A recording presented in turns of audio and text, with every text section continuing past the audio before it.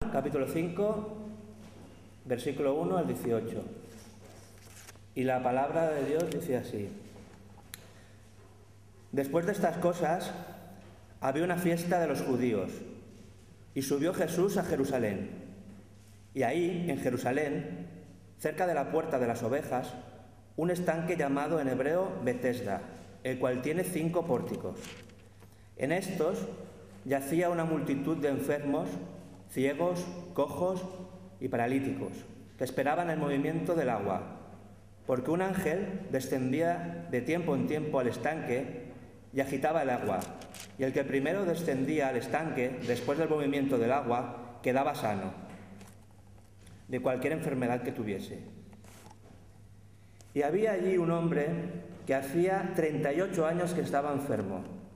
Cuando Jesús lo vio acostado y supo que llevaba ya mucho tiempo así, le dijo: ¿Quieres ser sano? Señor, le respondió el enfermo, no tengo quien me meta en el estanque cuando se agita el agua, y entre tanto que yo voy, otro desciende antes que yo. Jesús le dijo: levántate, toma tu lecho y anda. Y al instante aquel hombre fue sanado y tomó su lecho y anduvo. Y era día de reposo aquel día. Entonces los judíos dijeron a aquel que había sido sano: es día de reposo, no te es lícito llevar tu lecho. Él les respondió: el que me sanó, él mismo me dijo: toma tu lecho y anda. Entonces le preguntaron: ¿quién es el que te dijo: toma tu lecho y anda? Y el que había sido sanado no sabía quién fuese, porque Jesús se había apartado de la gente que estaba en aquel lugar. Después la halló Jesús en el templo y le dijo: mira, has sido sanado, no peques más, para que no te venga alguna cosa peor. El hombre se fue y dio aviso a los judíos que Jesús era el que le había sanado. Y por esta causa los judíos perseguían a Jesús y procuraban matarle, porque hacía estas cosas en el día de reposo. Y Jesús les respondió: mi Padre hasta ahora trabaja, y yo trabajo. Por esto los judíos aún más procuraban matarle, porque no solo quebrantaba el día de reposo, sino que también decía que Dios era su propio Padre, haciéndose igual a Dios. Hasta aquí la palabra de hoy, que tiene como título Un poderoso Salvador. Señor, Dios Todopoderoso, te pedimos en tu nombre, oh Jesús, que dé sabiduría, Padre, a nuestro pastor, Señor, que descienda sobre él, Señor, tu Espíritu Santo, Dios mío, que él sea una vasija llena de ti, Señor, de tu gloria, Dios mío, y que no sea él el que hable, sino que seas tú, Señor, que lo utilices como ese instrumento, Señor. Bendice a todos, Señor, Dios mío, y que se haga siempre tu voluntad, Padre. Te lo pedimos en nombre de Jesús. Amén.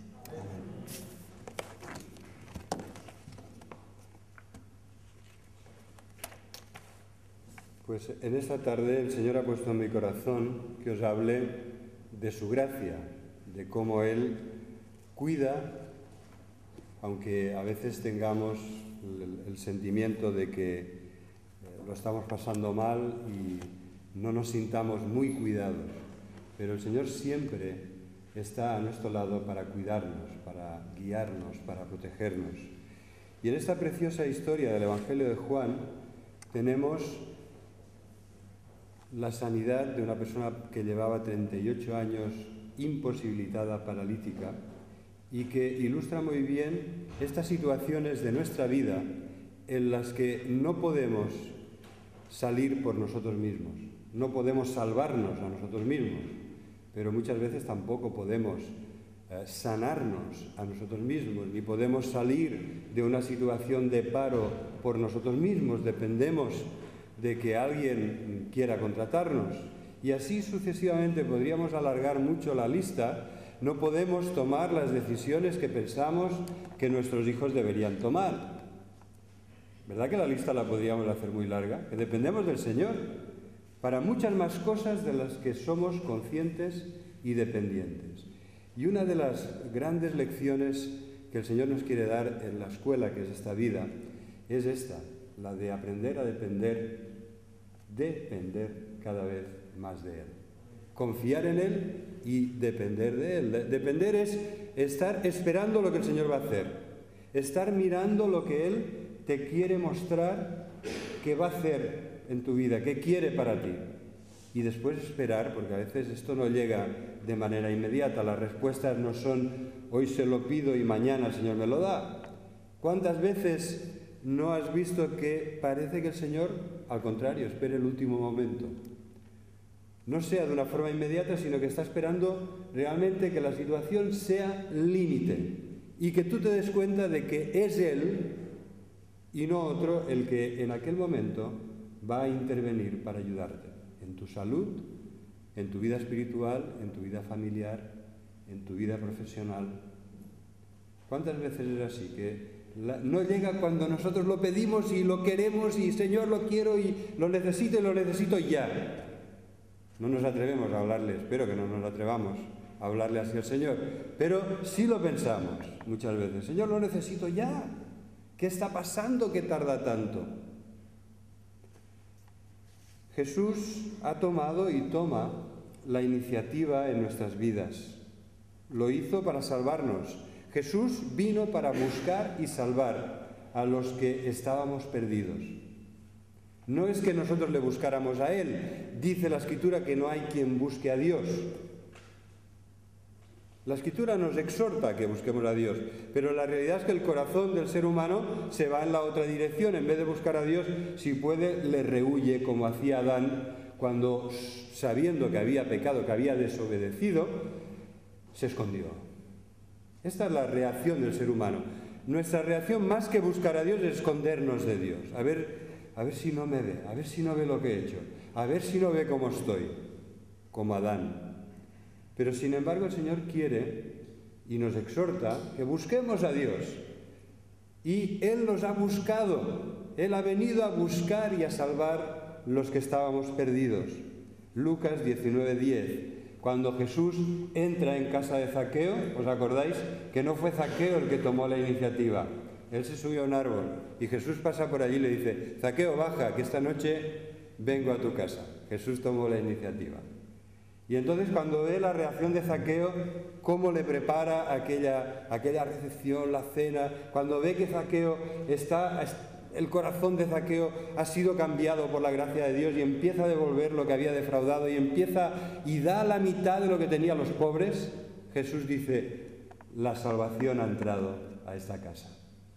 Y entonces añade: porque el Hijo del Hombre vino a buscar y a salvar los que se habían perdido, lo que estaba perdido. Ahora, una de las cuestiones claves de nuestra vida es cómo vas a responder cuando Jesús llama a la puerta de tu vida, cuando Jesús te habla, cuando Jesús te deja en una situación en la que tienes que esperar que Él intervenga y tienes que hacerlo con fe. ¿Cómo vas a reaccionar? ¿Qué vas a hacer? ¿Cuánto tiempo estás dispuesto a confiar? ¿Hasta qué punto estás dispuesto a depender del Señor? ¿Cuál va a ser tu respuesta? El texto de hoy nos habla de esto. ¿Cuál va a ser tu respuesta? Porque el Señor, en la mayoría de los que estamos aquí, el Señor ya ha intervenido de una forma evidente en nuestras vidas. El Señor ha venido a buscarnos y a salvarnos. Y nosotros hemos dicho: amén, Señor. Yo respondo a tu amor con amor de mi parte. Te amo porque tú me has amado primero. El Señor nos ha mostrado su gracia, su misericordia, y hemos recibido el perdón de los pecados y es algo que valoramos y agradecemos. El Señor nos ha mostrado que, como Pedro, si miramos alrededor, nos vamos a hundir. Hay mucho viento. Hay olas muy grandes en la tormenta que están pasando la mayoría de nuestras familias y que está pasando en nuestro país. ¿No? ¿Por qué hay tantos movimientos de esto? No voy a pagar, no quiero pagar. Pues nos tienen hasta la coronilla, ¿no? Nos decía el otro día un señor en un restaurante, dice: mire, en Italia hay muchos más funcionarios y políticos que en Estados Unidos. Y eso que somos 4 veces más pequeños.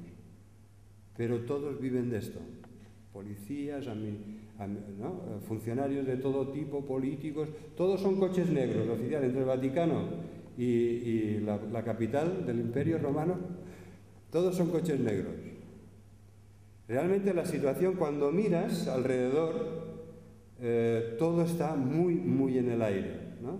Y si oímos y cómo está y qué ha pasado esta semana, ¿va a aguantar la economía? ¿Va a aguantar el país?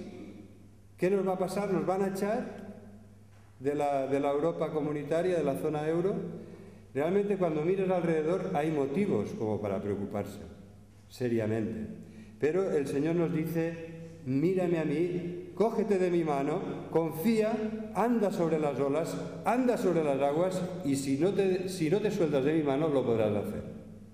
Ha habido otras épocas complicadísimas, mucho más. Y es cuestión de confiar y de permanecer fieles al Señor y mirarle a Él. No mirar hacia adelante, no, mirarle a Él, mirar hacia arriba. Humanamente, el humanismo dice: mira hacia adelante, sé optimista, ya pasará, ya llevamos la mitad de la crisis o ya estamos saliendo de la crisis. Pero la palabra de fe dice: mira a Jesús, puestos los ojos en Jesús. No quites tu vista de Él va a ser quien te va a sostener. Así que de esto va a ir la predicación de esta tarde. ¿Cuál va a ser tu respuesta? El Señor ya ha intervenido, seguirá interviniendo en tu vida. Él se acercará, Él te bendecirá, Él quiere salvarte, Él quiere sanarte, Él quiere ayudarte, Él te quiere sostener. ¿Vas a confiar? ¿O vas a mirar alrededor y como Pedro nos vamos a encontrar ya con el agua al cuello? Confiemos, hermanos. Es un mensaje de esperanza, porque el Señor es el Dios todopoderoso, es el Dios de amor que nos ama y que quiere ayudarnos, pero también es el Dios todopoderoso al cual esta crisis no le afecta en absoluto. Él sí que está por encima de todos estos pequeños movimientos telúricos que vivimos aquí abajo.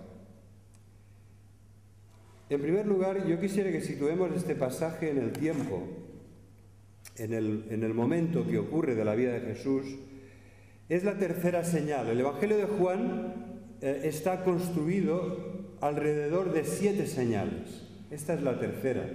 Las bodas, la conversión del agua en vino fue la primera de las grandes señales, que decía: aquí, en este hombre, en Jesús, tenemos al Creador, que es capaz de convertir el agua en vino o de multiplicar los panes y los peces, que será la cuarta señal que plantea el Evangelio de Juan. La segunda señal es un padre desesperado, un hombre rico, un funcionario de la corte del rey, que pide ayuda a Jesús porque su hijo está gravísimamente enfermo. Y Jesús le sana a distancia. Lo notable de este caso es la fe de esta persona, ¿no? De que sabe que depende de Jesús, del poder de Jesús, de la bondad de Jesús para la sanidad de su hijo. De igual manera, también nosotros, que a veces estamos muy preocupados por nuestra familia, por nuestros hijos o por nuestros hermanos, también nosotros debemos confiar que nuestro Dios es el Dios no es solamente nuestro Dios, el Dios de nosotros, sino también el Dios de nuestros hijos. Esta era la promesa de Dios a Abraham: yo soy tu Dios y el Dios de tus hijos, el Dios de todo el pueblo de la promesa. Y es en este sentido que debemos confiar en Él. No solamente el sentido que tiene la oración es que podemos abrir nuestro corazón, podemos derramar nuestro corazón, pero no solamente por nosotros: Señor, dame, dame, dame, sino también por los demás, por los que el Señor ha puesto cerca de nosotros, en la familia, y también por la familia espiritual que es nuestra Iglesia. Y esto es lo que quiere el Señor que hagamos. ¿Cuándo sucede esto en la vida de Jesús, en el ministerio de Jesús?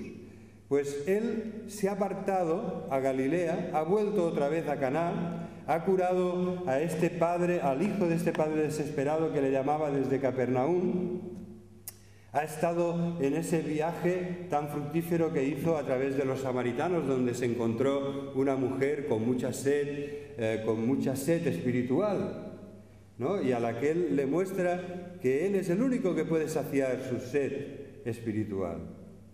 Y después, cuando vuelve, otra vez lo vemos que Jesús vuelve a Jerusalén después de este viaje a través de Samaria, que va a Galilea, que va a Caná, que va a Capernaum, que vuelve otra vez a Jerusalén. Es alrededor del año 28 después de Cristo. Ya sabéis que en el cómputo de los años hay un pequeño desfase en cuanto que el nacimiento no se calcula que es el año 0, sino que nació unos años antes. Jesús nos dice el texto que había una fiesta de los judíos y subió a Jerusalén, y entonces entró cerca de la puerta de las ovejas. Hay un estanque que se llama Betesda. La puerta de las ovejas, como su nombre indica, es por donde entraban las ovejas que iban a ser sacrificadas en el templo. O sea que era el lugar más adecuado para que entrara el Cordero de Dios, que quita el pecado del mundo. Todos los sacrificios que hacían en el templo eran tan solo una sombra del verdadero, perfecto, único y todo suficiente sacrificio de Jesús, que se ha presentado como Cordero de Dios, que quita el pecado del mundo delante del Padre, que es el perfecto sumo sacerdote que presenta la perfecta, definitiva y única ofrenda ante Dios para perdón de todos nuestros pecados y para que seamos justificados delante de Dios. Dios es el justo y el que justifica al que es de la fe de Jesús, al que ha puesto en el Cordero de Dios, que quita el pecado del mundo. Todos los que hemos puesto nuestra fe en Él, hemos recibido el perdón de nuestros pecados porque Jesús murió en la cruz cargando nuestros pecados y recibiendo el castigo de nuestra paz, pero también hemos sido revestidos de la justicia de Cristo, que vivió en perfecta y total obediencia al Padre siempre. Siempre. Nunca se apartó ni un centímetro del camino que el Padre le había trazado. Y Él no solamente nos ofrece el perdón, sino que además nos reviste de esta perfecta obediencia y justicia delante de Dios. ¿Sabéis lo que significa Betesda? Este lugar donde había 5 pórticos que daban sombra a los enfermos que esperaban que se movieran las aguas del estanque. Casa de misericordia. Bet, en hebreo, siempre que tengáis una palabra que empieza por Bet, significa casa. Betel, casa de Dios. Betania, no sé ahora lo que significa la segunda palabra, pero siempre que es la palabra Bet, Betlehem, casa del pan, y en este caso Betesda es casa de misericordia. Dios va a mostrar de una forma maravillosa su misericordia en aquel lugar. En aquel lugar lleno de superstición, lleno de necesidad, lleno de angustia, lleno de impotencia, con todos los enfermos allí protegidos en los pórticos, esperando que el agua del estanque, según decía la tradición, cuando el ángel bajaba y removía el agua. Y entonces, ¿y cómo sabían que era el ángel que la removía y que no había sido alguien o que no era el viento que hacía aquel día? ¿Os imagináis la impotencia de los que estaban allí? ¿Os imagináis la impotencia de un paralítico? Porque la curación era solo para el que bajara primero. Esto es lo que tienen las tradiciones y supersticiones que los hombres inventan, es que tú tienes que hacer mucho. Tú tienes que ser el más rápido, tú tienes que ser el más hábil, tú tienes que cumplir estrictamente todo el ritual, todo el formulario, la jaculatoria, todo lo que requiera aquello que quieres obtener. Este es el concepto mágico de la sanidad. Cuando el hombre tiene que repetir unas palabras, tiene que hacer unas cosas, tiene que beberse unos líquidos, tiene que tomarse algo, tiene que hacer... En cambio, vemos aquí... En Betesda se va a manifestar la pureza del amor y la misericordia de Dios.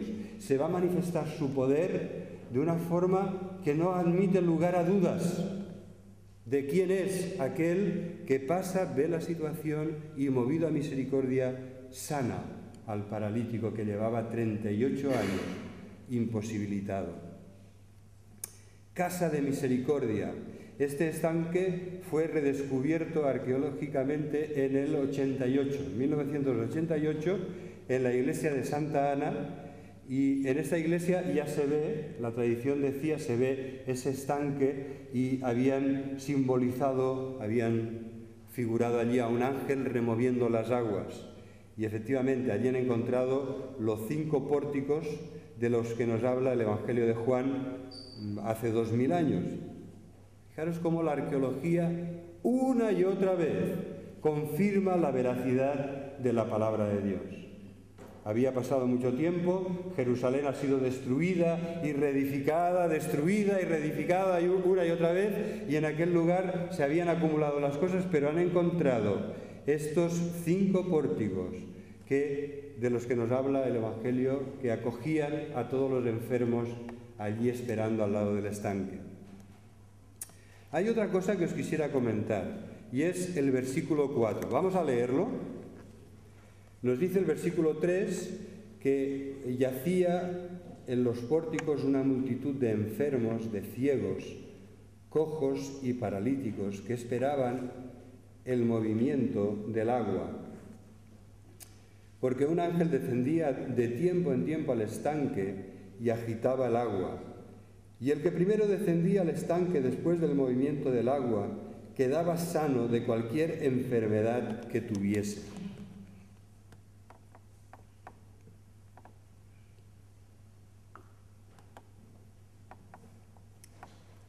Este versículo 4 se omite en muchas de las versiones. En la Biblia textual, por ejemplo, se omite en la Biblia de las Américas, se omite en el texto griego, del texto griego crítico que compara los diferentes manuscritos y familias de manuscritos, y en la mayoría de manuscritos más fiables y antiguos no aparece.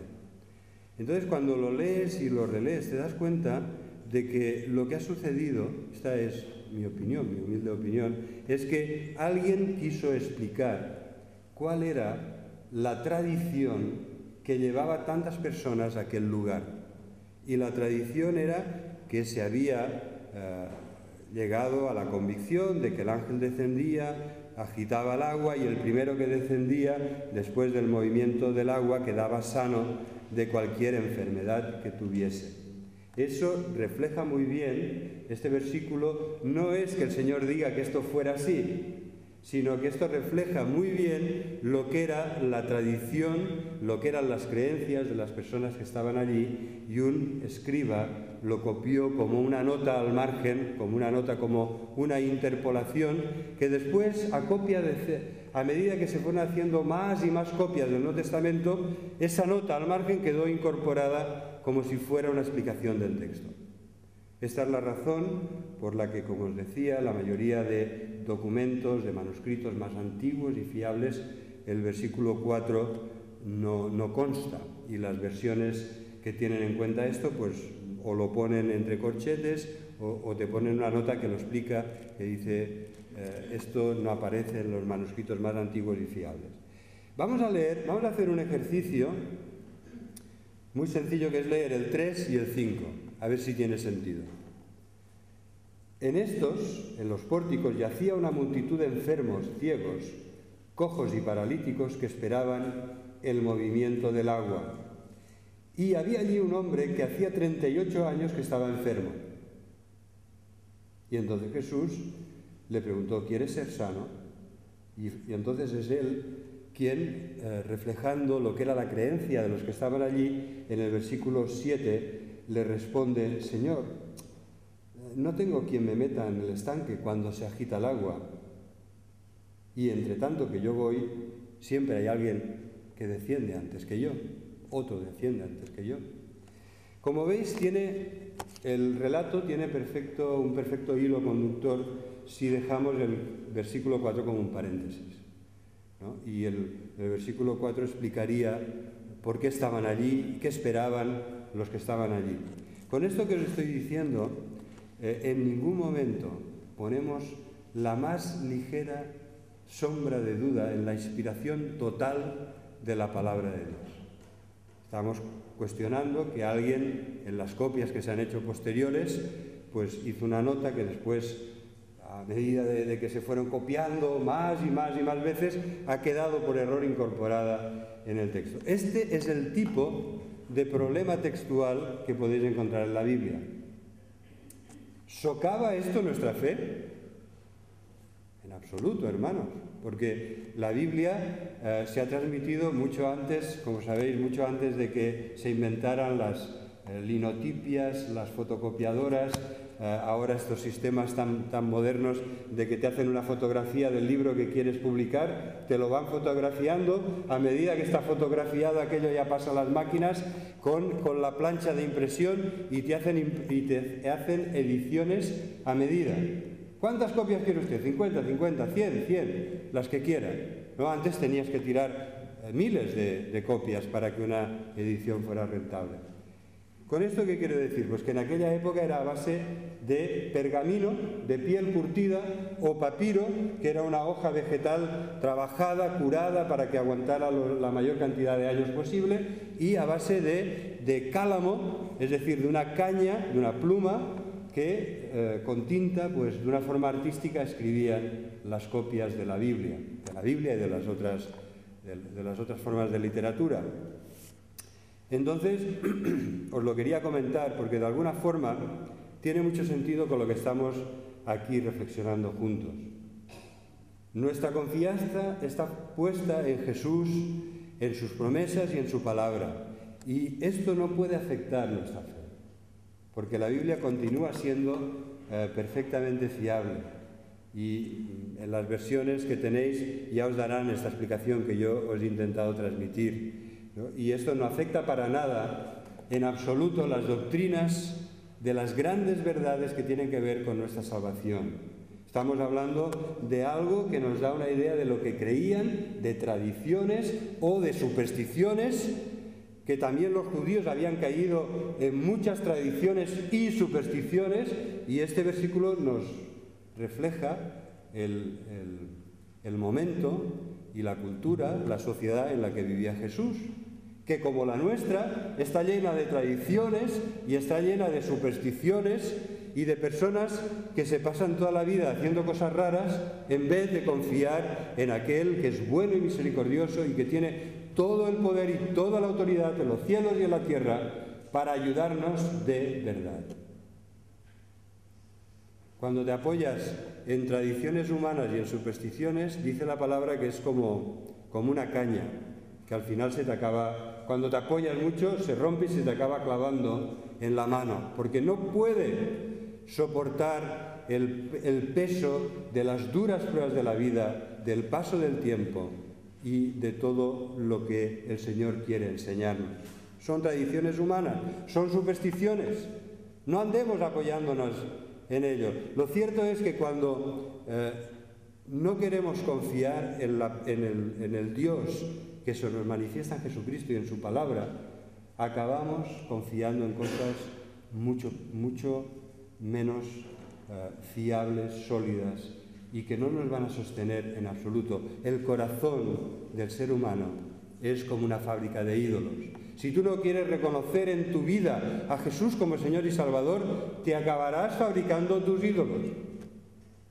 Acabarás tú mismo buscándote cosas que te dan un poco de ánimo, que te dan esperanza, que te permiten apoyarte hasta el día que se derrumben como un castillo de naipes, porque no tienen la veracidad y el poder de Dios y de su palabra. Así que Jesús, en estas circunstancias, la primera iniciativa que toma Jesús, ¿qué respuesta le vamos a dar? Es que Él capta la gran angustia y necesidad de aquel enfermo. No es el enfermo que le pide a Jesús que le ayude. Jesús se pasea y se da cuenta de que allí hay un hombre desesperado, que hay un hombre hundido, que hay una persona que sabe, equivocada, si en el caso de que esto sea tradición y superstición, que está apoyándose equivocadamente en el hecho de que cuando se mueva el agua, él podría ser curado, pero como es paralítico, nunca podrá llegar. Siempre habrá alguien más rápido que él. Y Jesús pasa por allí y, a diferencia de otras veces que espera que la persona le pida, que la persona se exprese, que abra su corazón, en esta ocasión es Jesús que capta cuán hundido está ese hombre. Y es Jesús el que toma la iniciativa, movido a misericordia, lleno de compasión, con gran sensibilidad le dice: sé lo que te está pasando. Permite que sea yo también lo más sensible pero directo posible. Jesús sabe lo que estás pasando. Jesús sabe cuán angustiado y apurado estás. Jesús sabe que has venido aquí con ese corazón trabajado y cargado, lleno de cuitas y temores, lleno de angustia, que el problema que tienes es que no sabes por dónde empezar. Es como un callejón sin salida para ti, o para mí. El Señor lo sabe. Y en este momento te quiere dar unas palabras de amor y misericordia y de ánimo. El Señor, en Apocalipsis, hay una imagen muy bonita. El Señor se pasea en medio de su iglesia, en medio de sus iglesias.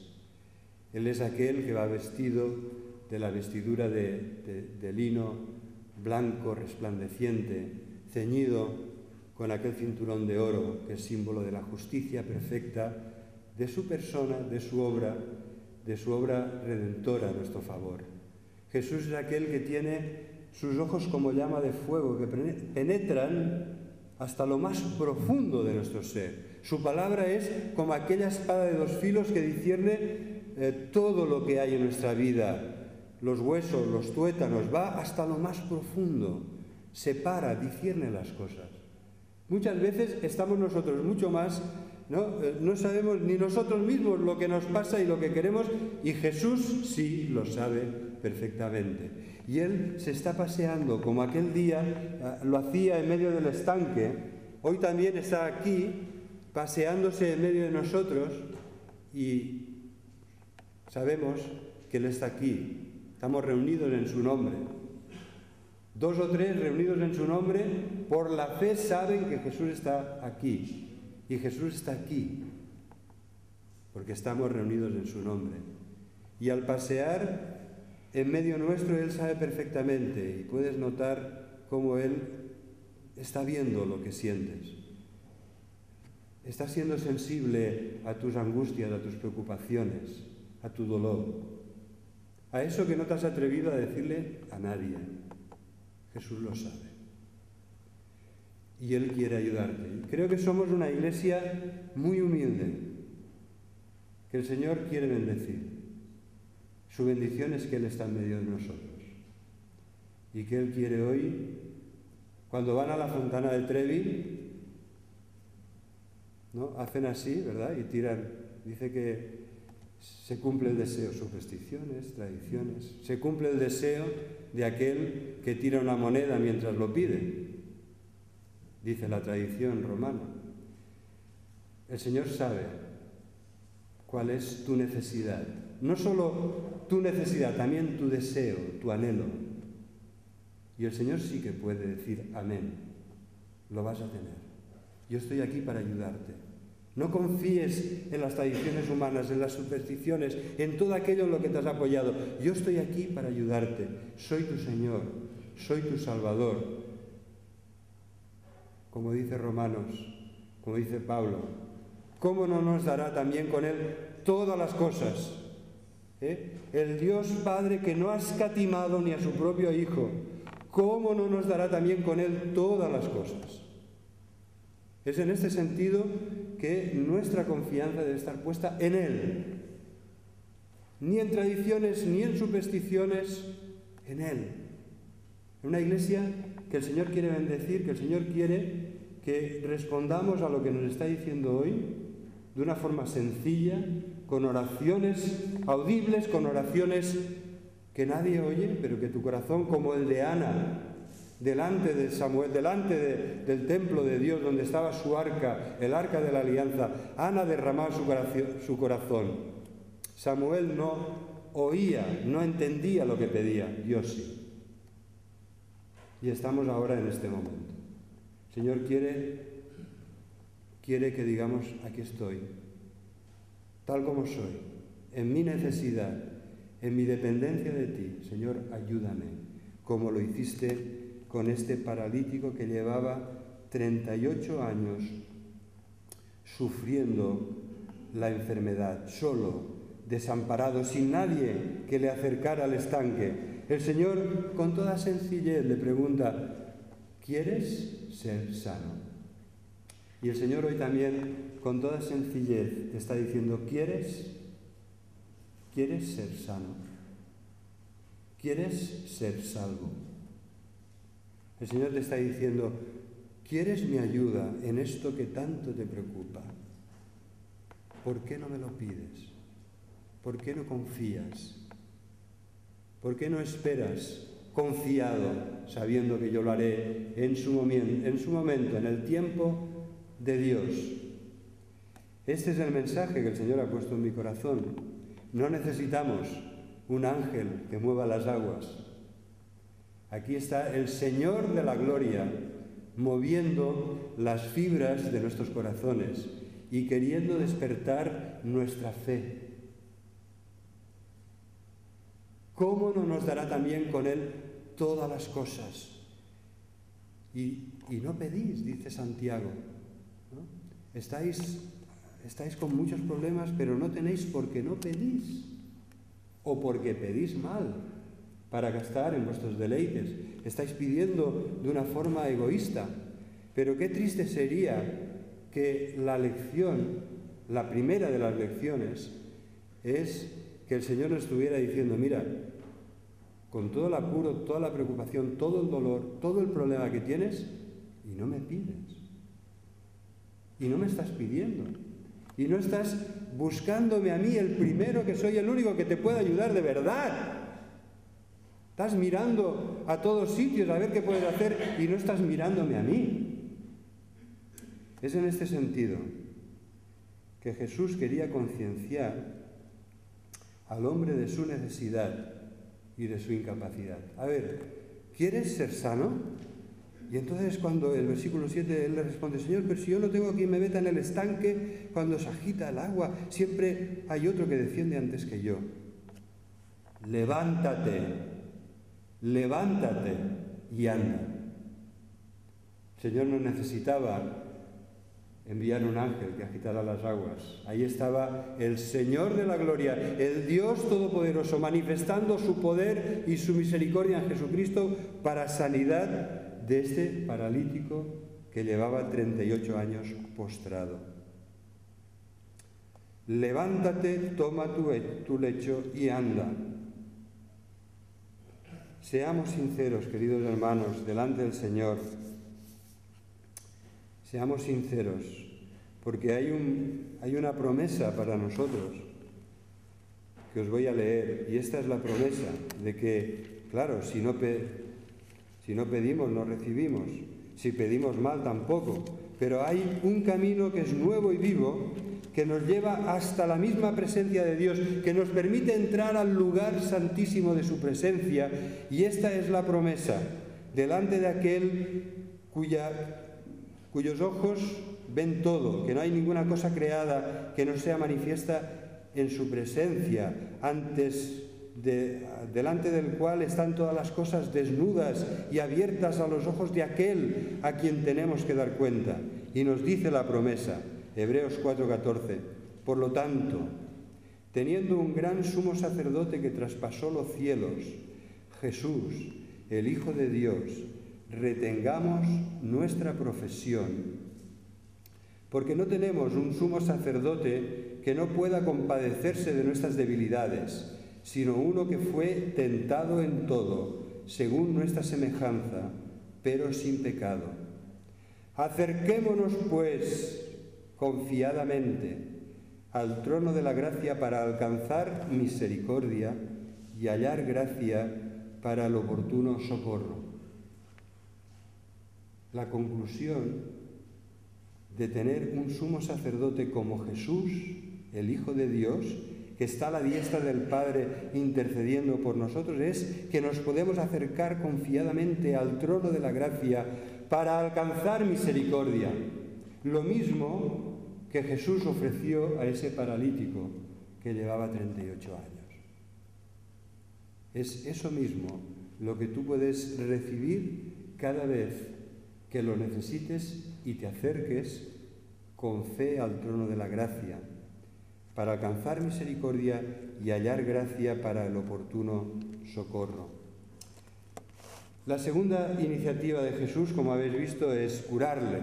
Levántate, toma tu cama y anda. La cama en realidad era una pequeña estera enrollada, ¿no?, que ellos desenrollaban, se estiraban y recogían y después eran trasladados si tenían casa. Pero contrasta mucho la reacción de él con la de los religiosos. La reacción de él es la obediencia. Él hace lo que... Imaginaros la alegría. Por fin, 38 años postrado, puedo coger mi estera, mi cama y salir de aquí, de este lugar, y alabar al Señor y andar con toda normalidad. Pero, y además, como el Señor hace las cosas, ¿no? Hay una palabra muy significativa que es enseguida, al instante, versículo 9, y al instante aquel hombre fue sanado, tomó su lecho y anduvo, y era día de reposo. Y aquí viene el problema para algunos. Para él no, para Jesús tampoco, pero para ellos, para los religiosos era un problema. ¿Quién te ha mandado a ti que cojas tu cama y andes? Esto está prohibido el día de reposo. Los judíos solamente podían llevar el peso equivalente a 2 higos el día de reposo. Claro, coger tu cama. Pero qué barbaridad, estás rompiendo todas las tradiciones para las que nosotros seguimos para obedecer el día de reposo, para honrar al Señor. Pero en realidad no estaban honrando al Señor, estaban justamente haciendo todo lo contrario. Porque con vuestras tradiciones, dice Jesús, invalidáis la palabra de Dios. Ellos habían impuesto al día de reposo tantas normas, tantas tonterías, tantos lavamientos, tantas limitaciones que era inhumano. Y dice Jesús, pero a ver, que el día de reposo ha sido creado para vosotros, que no ha sido al revés, que vosotros no sois los esclavos del día de reposo. Que es al revés, que Dios lo ha creado para vuestro bien, para que sea un día de culto, un día de comunión con Dios, un día de estar en familia. ¿No? Este es el plan de Dios para el día de reposo, que os matáis trabajando 6 días y que el Señor ha provisto y ha previsto un día en el que podéis descansar. Este es el plan de Dios.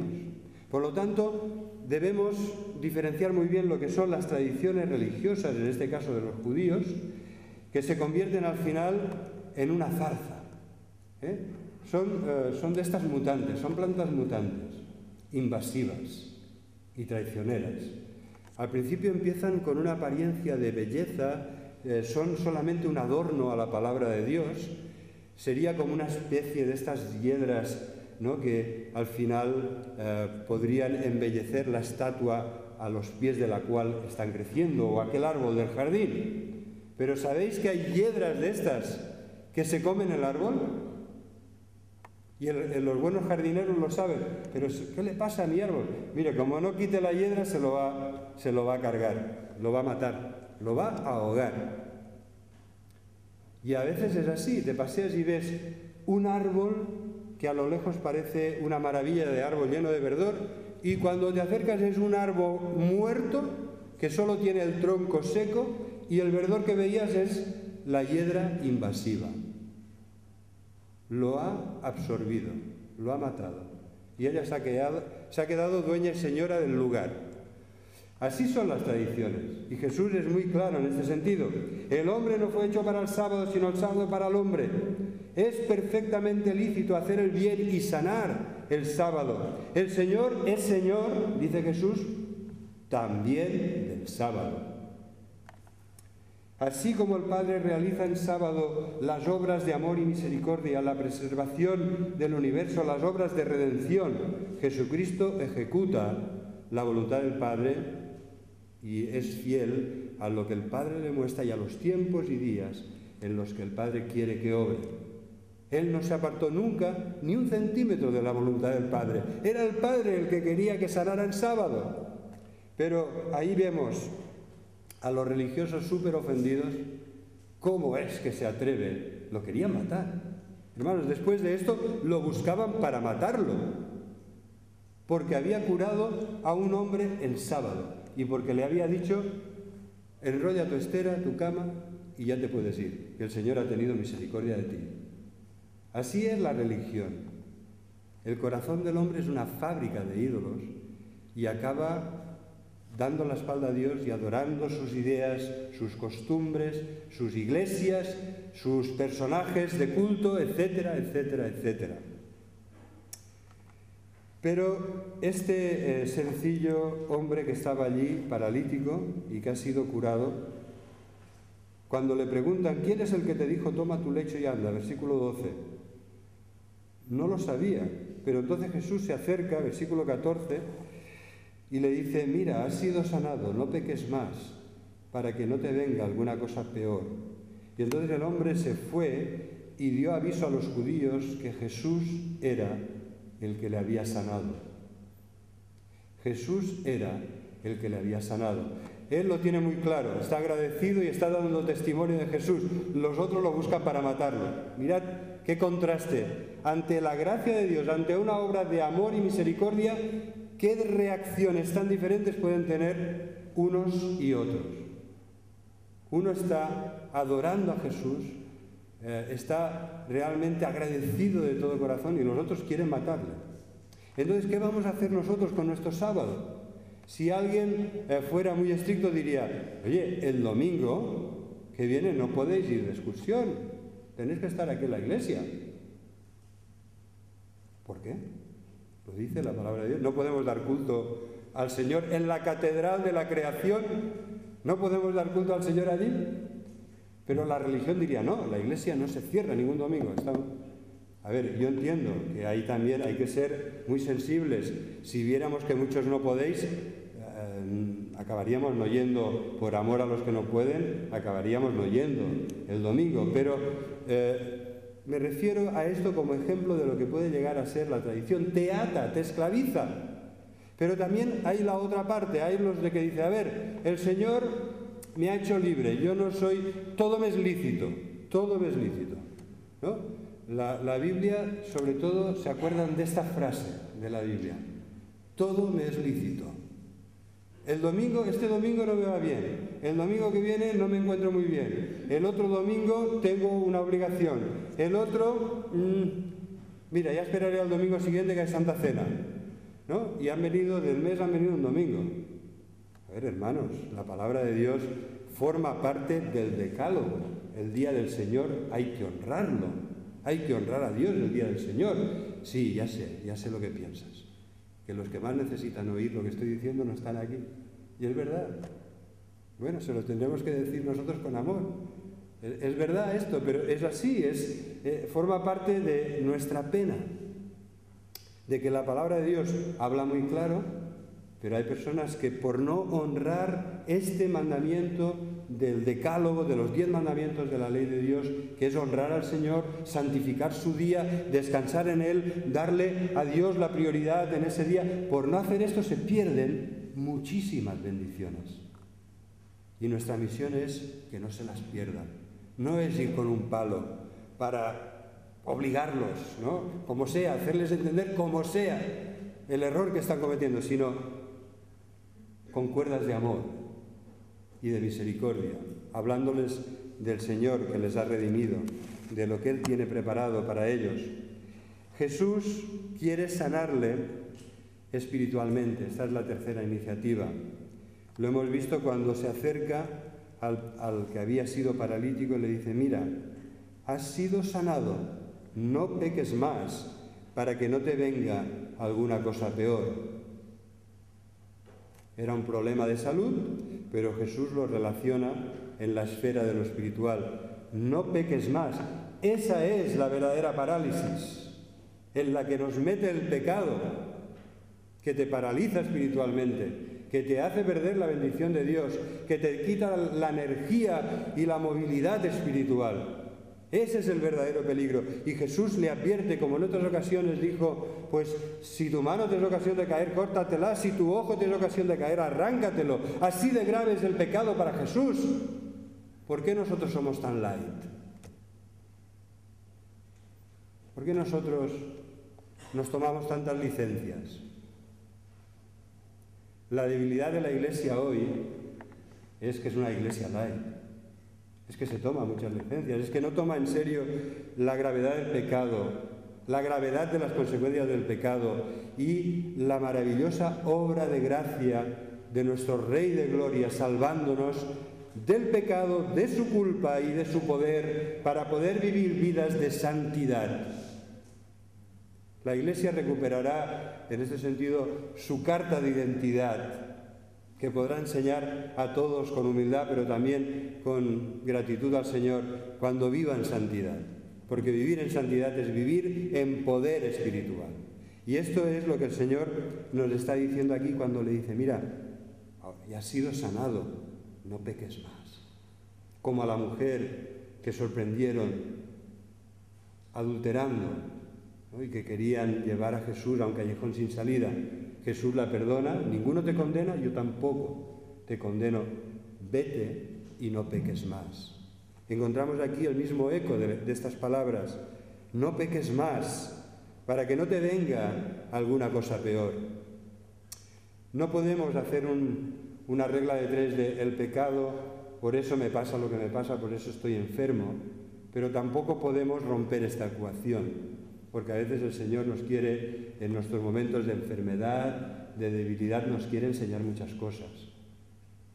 Y no podemos ni hacer esta ecuación, porque no es así, porque el Señor es soberano y porque Él no hay manera, sus pensamientos son más altos que los nuestros y sus caminos también, pero sí que hay que conservar esta advertencia de Jesús: no peques más, no sea que te venga alguna cosa peor.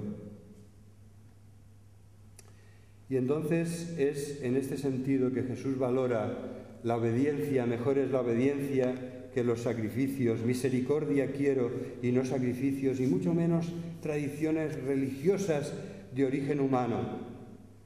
El hombre acepta la exhortación espiritual y va a dar testimonio a los judíos: quien me ha curado es Jesús, ya sé cómo se llama. Y entonces los otros, cegados, llenos de envidia y de maldad, lo que quieren es matar al autor de la vida, matar al que encarna el amor y la misericordia de Dios, a aquel que no cesó de hacer el bien, de sanar a los enfermos y de liberar a los oprimidos por el diablo.